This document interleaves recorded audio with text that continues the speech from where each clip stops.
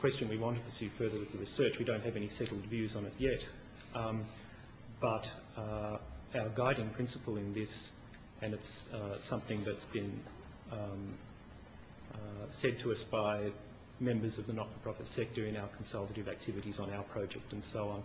The guiding principle is that transparency is both needed and wanted. And so the imperative for reform there must be to ensure that transparency is achieved, but not in a way that imposes undue burdens compliance-wise. And there I think, although we're not at the stage of research yet where we can say this for certain, but I would think that some sort of staggered approach is appropriate. That is, the compliance burden increases, becomes more demanding as an organisation becomes larger and more complex. So those would be two imperatives that need to be in play. But beyond that, we can't say we have settled views on that at this early stage.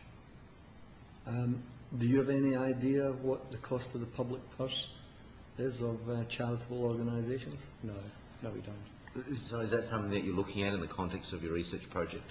The project's more directed at the legal framework rather than the empirical,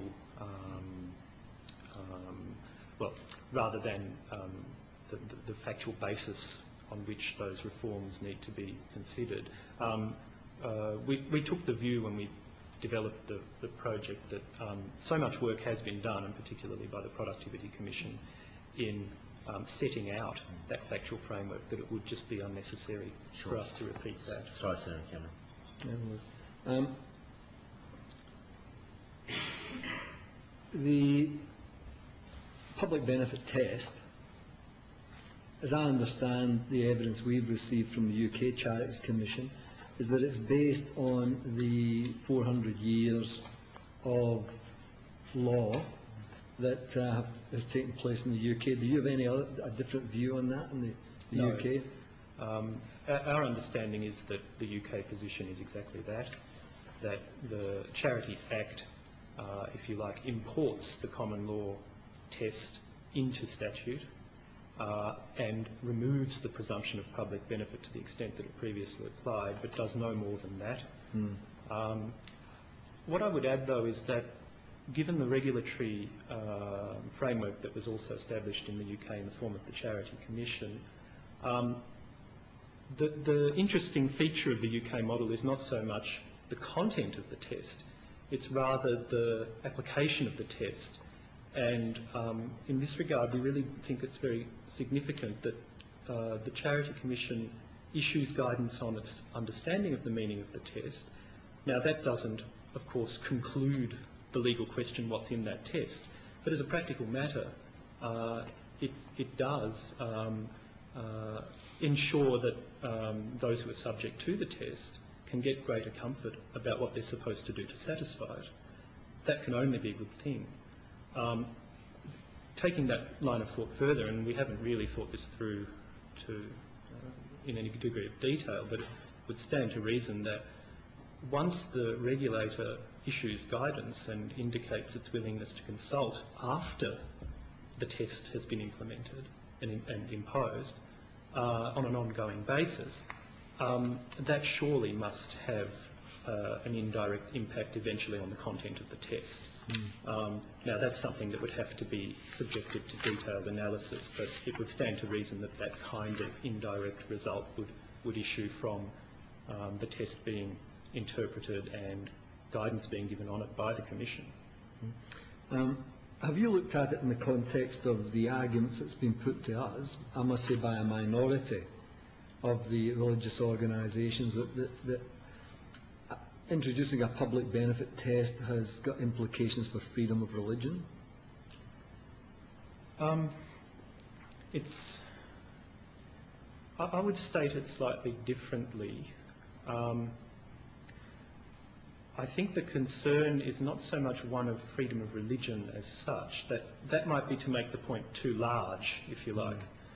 The concern is rather with the mechanics of the application of the test. And this is what I tried to bring out in the article based on my reading of the English cases. the test, once the presumption is removed, demands in all cases that whoever is applying it, whoever's administering it, must make assessments, if you want to put it in the language of the law, findings of fact, but assessments as to whether the test is met on a particular set of facts or not.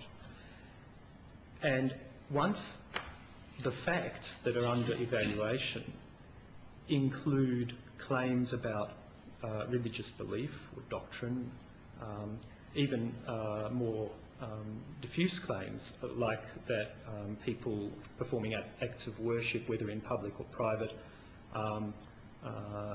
the knowledge of that fact is edifying to others of the same faith, and that argument's come up in the courts too. That once those sorts of claims are made of intangible benefits, the decision maker with the responsibility of administering the test is put in a very difficult position.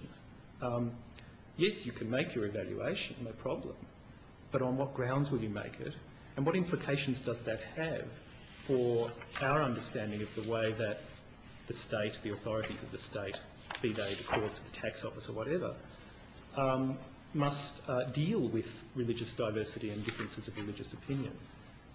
Will the officials of the ATO be assessing the merits of particular articles of faith? Will that ultimately be the job of the courts? And once the courts have hold of it, then will it be done by admitting expert testimony from academics who are experts in religion? Will it be done by seeking evidence from people, theologians from within the faith in question? And we've seen both of those options being taken up in different cases. Both of those paths lead to problems once you admit the sort of fundamental principle that in these matters the state must be neutral.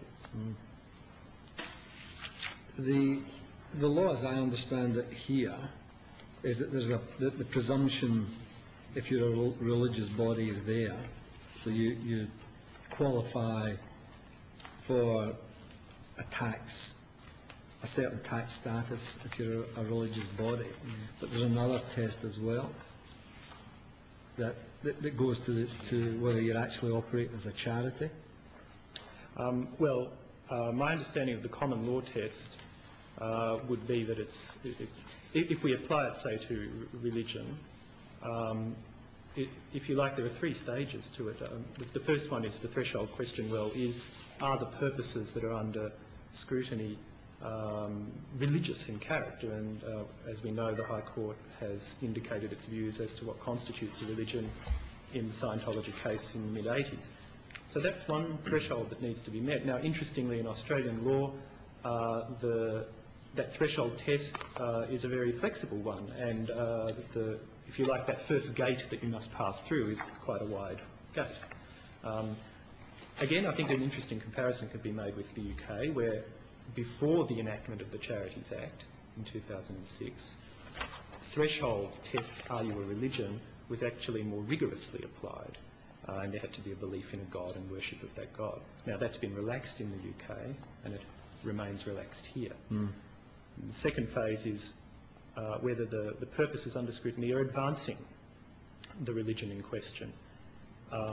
That question comes up in, my reading of the cases indicates they come up in not very many cases, but the most famous one is the Lawless case from the 1940s, where the High Court was divided over whether the running of a Catholic daily newspaper was an advancement of religion or simply reporting the news, and they couldn't really come to a view on that. And then the third test is the public benefit test, and it's there that the presumption is traditionally kicked in, but not all cases of religious purposes have attracted the presumption, and that's the point I made in the paper about spiritual claims, where the presumption has not traditionally been applied. You see, just so I can, because the Taxation Office says, this is a quote, "It now appears the religious institutions category may be an inoperative category or is currently only accessed by a limited number of organisations that are not able to be endorsed as charitable institutions." So, is that your understanding, that it really is a very limited approach on the question of getting tax-free status because you're a religion? Are you asking whether there's a meaningful distinction to be drawn between a religious institution and a charitable institution for the